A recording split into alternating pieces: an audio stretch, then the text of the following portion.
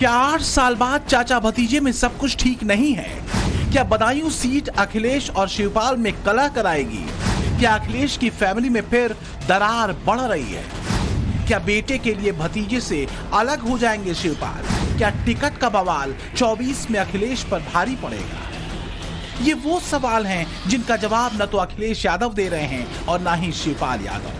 कोई भी ये क्लियर नहीं बता पा रहा कि कहीं मुलायम सिंह की फैमिली में 2016 पार्ट 2 तो नहीं होने जा रहा, जब अखिलेश और शिवपाल के रास्ते अलग हो गए थे। सियासी गलियारे में चर्चा है कि चाचा और भतीजे के बीच सब कुछ ठीक नहीं है वाली सिचुएशन आ गई है।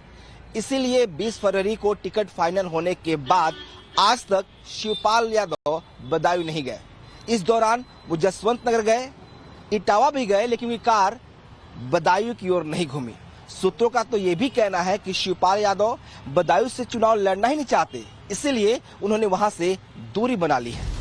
समाजवादी पार्टी की तरफ से प्रेस रिलीज जारी कर दावा किया गया है कि शिवपाल 14 और 15 मार्च को बदायूं और संभल में मौजूद रहेंगे। मगर सवाल यह है कि क्या शिवपाल यादव भतीजे अखिलेश की इस बात को मानेंगे, क्योंकि टिकट अनाउंस होने के बाद शिवपाल के बदायूं का एक कार्यक्रम रद्द हो चुका है और उनके बेटे आदित्य यादव को भी बदायूं जाना था, मगर 2 मौकों पर वो भी नहीं गए।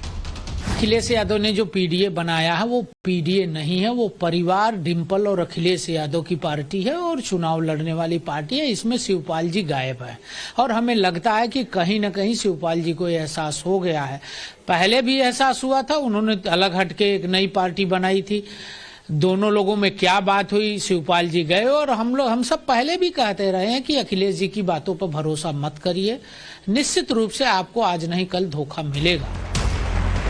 समाजवादी पार्टी भले ही ऑल इज वेल बताए, मगर 24 के चुनावों से पहले अखिलेश के लिए मामला इतना आसान नहीं है, क्योंकि सब जानते हैं कि अखिलेश यादव की पत्नी डिम्पल यादव को मैनपुरी से टिकट मिला है। राम गोपाल यादव के बेटे अक्षय यादव को फिरोजाबाद से उम्मीदवार बनाया गया है।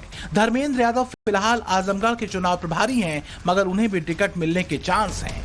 तेज प्रताप भी समाजवादी पार्टी के राष्ट्रीय कार्यकारिणी के सदस्य हैं। केवल शिवपाल के बेटे आदित्य यादव ही यादव फैमिली के वो मेंबर हैं जिन्हें ना तो टिकट दिया गया है और ना ही सभा में कोई पद मिला है। सूत्रों के मुताबिक शिवपाल यादव बदायूं से अपनी उम्मीदवारी हटाकर बेटे आदित्य यादव को चुनाव लड़ाना चाहते हैं। इसके बदले में उन्होंने संभल सीट से चुनाव लड़ने का प्रस्ताव भेजा है। शिवपाल का यह भी कहना है कि अगर आदित्य को टिकट नहीं मिलेगा तो धर्मेंद्र यादव को बदायूं से ही चुनाव लड़ाया जाए, मगर अखिलेश ने फिलहाल इस पर ग्रीन सिग्नल नहीं दिया है। इसलिए चर्चा जोरों से हो रही है कि क्या शिवपाल की नाराजगी को दूर करने के लिए बदायूं से भी उम्मीदवार तो नहीं बदला जाएगा, या फिर ऐसा नहीं हुआ तो कहीं चाचा भतीजे में मनमुटाव का नया एपिसोड तो नहीं शुरू हो जाएगा। 19 लाख वोटर्स वाले बदायूं लोकसभा में सबसे ज्यादा यादव मतदाता हैं, जो 4 लाख हैं। इसके बाद 3 लाख मुस्लिम वोटर्स आते हैं। 2,75,000 वोटर्स गैर यादव ओबीसी हैं। 2.25 लाख की संख्या में अनुसूचित जाति के मतदाता हैं। 1,25,000 वैश्य और ब्राह्मण वोटर भी बदायूं में हैं। बीजेपी ने मोदी और योगी के करिश्मे की बदौलत 2019 में इस यादव और मुस्लिम बहुल सीट पर भी कमल खिलाया था। तब बीजेपी की संघमित्रा मौर्य ने अखिलेश के चचेरे भाई धर्मेंद्र यादव को 1.7% वोटों से हराया था। समाजवादी पार्टी के कद्दावर नेता शिवपाल सिंह यादव अपने लिए सेफ सीट की मांग कर रहे थे। वो चाहते थे कि उन्हें ऐसी जगह से चुनाव लड़ाया जाए जहां पर उनकी जीत सुनिश्चित हो। इसलिए उन्होंने बदायूं से धर्मेंद्र यादव के टिकट काटने को गलत माना। बाद में सलीम शेरवानी ने उनकी मुश्किलें बढ़ा दी। सलीम शेरवानी समाजवादी पार्टी के टिकट पर बदायूं से 4 बार सांसद रह चुके हैं और हाल के ही दिनों में उन्होंने महासचिव के पद से इस्तीफा दिया था और अब कहा यह जा रहा है कि सेक्युलर फ्रंट के बैनर तले वो एक बड़ी रैली करने जा रहे हैं। उधर शफीकुर रहमान बर्क के निधन के बाद संभल सीट खाली हो चुकी है, इसलिए शिवपाल उसे अपने लिए मुफीद मानते हैं। सूत्रों का दावा है कि शिवपाल अपनी दलील में मुलायम सिंह यादव और राम गोपाल यादव के संभल से सांसद रहने का तर्क भी दे रहे हैं। हालांकि संभल सीट पर हालात एक अनार 100 बीमार वाली हो गए हैं, इसलिए अखिलेश बहुत बड़े कंफ्यूजन में है। बर्क के बेटे ममलुकुर रहमान बर्क ने सोशल मीडिया पोस्ट के जरिए संभल सीट से अपनी दावेदारी पेश की है। जबकि अखिलेश इशारा कर चुके हैं कि संभल से बर्क के पोते जियाउर रहमान बर्क को टिकट दिया जा सकता है, जो फिलहाल मुरादाबाद के कुंदरकी से विधायक हैं।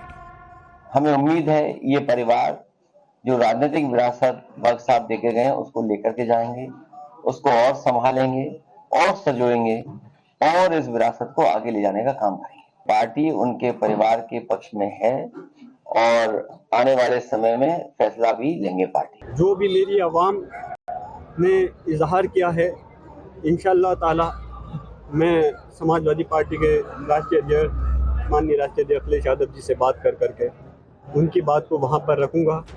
ऐसे में सवाल यह है कि क्या शिवपाल को बदायूं के बदले संभल से टिकट देना इतना आसान रहेगा, और वो भी तब जब बदायूं से ऑलरेडी धर्मेंद्र यादव का पहली लिस्ट में नाम था। वो प्रचार भी करने लगे थे, मगर तीसरी लिस्ट में उनका टिकट काटकर शिवपाल यादव को वहां से मैदान में उतार दिया गया। ऐसे में एक ही सीट से 3 बार उम्मीदवार बदलना कहीं भारी तो नहीं पड़ जाएगा। एक नई खबर निकल गया थी कि बता रहे बदायूं से टिकट परिवर्तन हो सकता है। ये तो राष्ट्रीय नेतृत्व के उसमें का सवाल है, वो डिसाइड करेंगे। मामला शिवपाल यादव से जुड़ा है, इसलिए अखिलेश की फैमिली में शुरू हुए इस नए घमासान पर मुख्यमंत्री योगी आदित्यनाथ की बारीक नजर है। बीजेपी हर ट्विस्ट पर अपडेट ले रही है। खुद समाजवादी पार्टी के टॉप लीडर्स जानते हैं कि अगर शिवपाल का मन डोला तो अखिलेश की सियासत हिल जाएगी। मैनपुरी से डिंपल यादव 2022 का उपचुनाव जीती तो उसमें बहुत बड़ी भूमिका शिवपाल यादव की रही थी। 2023 में मऊ की घोसी सीट पर विधानसभा उपचुनाव हुए तो शिवपाल ने अपने दम पर एसपी को जीत दिलाई। जबकि आजमगढ़ में लोकसभा के उपचुनाव हुए तो शिवपाल साइलेंट थे और नतीजा समाजवादी पार्टी को हार मिली थी। 2019 में शिवपाल ने अलग पार्टी के जरिए फिरोजाबाद से खुद चुनाव लड़ा, जिसका रिजल्ट ये हुआ कि अखिलेश की पार्टी हार गई। माना जाता है कि मुलायम सिंह यादव के बाद यादव बहुल सीटों पर सबसे ज्यादा पकड़ शिवपाल यादव की रही है, क्योंकि वो ग्राउंड वर्क पर बिलीव करते हैं, संगठन की कमजोरी और मजबूती जानते हैं, और योगी आदित्यनाथ का मकसद यही है, समाजवादी पार्टी को मैदान में उतरने से पहले ही कमजोर कर दिया जाए ताकि मिशन 80 का रास्ता क्लियर हो सके। क्या अयोध्या में रामलला का मंदिर कांग्रेस के लोग बना पाते, समाजवादी पार्टी के लोग बना पाते? जब उनसे न गरीब को राशन में दे सकते हैं, न गरीब को मकान दे सकते हैं, न स्वास्थ्य की सुविधाएं दे सकते हैं, और न राम मंदिर निर्माण करके आपकी आस्था को सम्मान कर सकते हैं, तो फिर अपना वोट खराब करके क्यों उन लोगों को अपने ऊपर बोझा के रूप में स्वीकार करते हैं? फिर एक बार बदायूं सीट से फिलहाल बीजेपी कैंडिडेट का नाम अनाउंस नहीं हुआ है। माना जा रहा है कि संघमित्रा मौर्य का पत्ता कट सकता है। बीजेपी को भरोसा है कि इस इलाके में जिस तरह यादव फैमिली घिरती जा रही है वो उनके फेवर में हो सकता है। 2019 लोकसभा इलेक्शन के अलावा 2021 में बदायूं का जिला पंचायत अध्यक्ष पद भी बीजेपी ने जीता था। 2022 में बदायूं विधानसभा सीट पर बीजेपी ने जीत हासिल की।